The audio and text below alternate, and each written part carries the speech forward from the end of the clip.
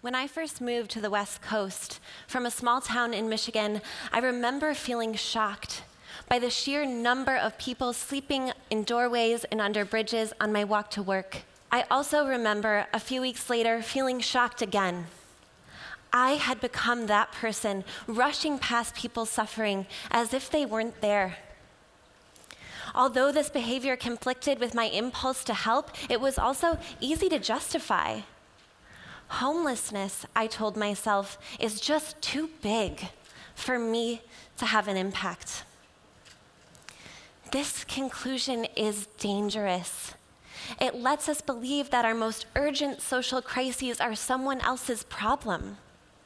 What if we invited the most vulnerable among us into the center of our lives and communities? It's possible when we reimagine our idle backyards as platforms for building a more equitable world. Our approach is to build small format, off-grid homes in residential backyards for those living on the streets. This integrated response to homelessness builds social inclusion. By engaging homeowners and their neighbors, it mobilizes all of us to be a part of the solution. Kim and Dan are the first of more than 50 families in Seattle who have already come forward to host one of these homes, literally in their own backyard. Kim and Dan are exceptionally compassionate. They're also introverts, and they work 9-to-5 jobs.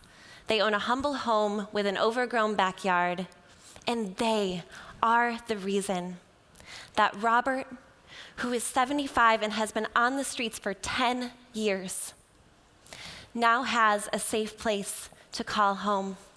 A reporter recently asked Kim and Dan how they became okay with a homeless man living in their backyard. They said it is one of the easiest decisions they've ever made.